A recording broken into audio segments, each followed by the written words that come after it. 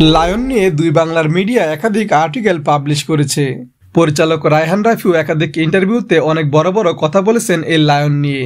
এমনকি কলকাতার প্রযোজক শ্যাম সুন্দরকেও লায়ন নিয়ে বেশ কিছু কথা বলতে শোনা গেছে।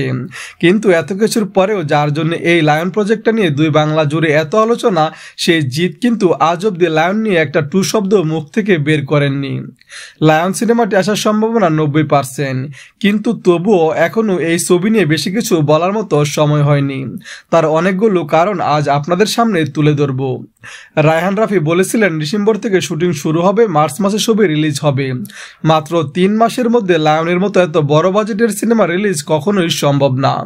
যদিও ডিসেম্বরে শুটিংই আর শুরু হয়নি। তাছাড়া সিনেমার শুটিং শুরু করতে হলে সবার আগে যেটা দরকার সেটা হলো একটি জাহাজ। রাফি সেটাই এখন অব্দি ম্যানেজ করে উঠতে পারেনি। তার আগে শুটিং ডেট থেকে শুরু করে রিলিজ ডেট সবই বলে দিচ্ছে।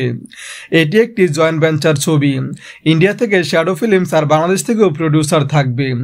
রাফি ইন্টারভিউগুলোতে বলেছেন বাংলাদেশ থেকে 2 জন প্রডিউসার থাকবে, অথচ আজ অব্দি একটি প্রডিউসারের নামও কেউ জানে না।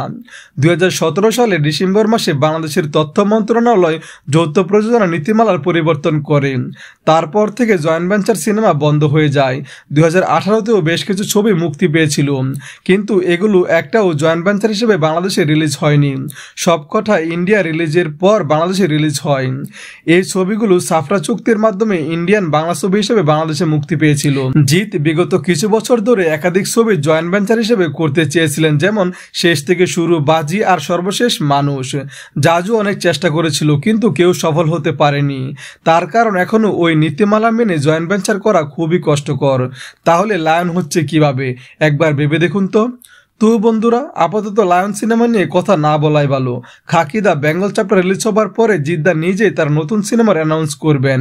সেটা হতে পারে লায়ন কিংবা অন্য যে কোনো সিনেমা। তাই আপাতত খাকি দা বেঙ্গল চ্যাপ্টার নিয়েই থাকি।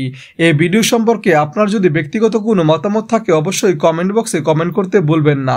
আর আমার এই ভিডিওটি ভালো লাগলে একটা লাইক দিবেন। পাশে থাকার জন্য ধন্যবাদ।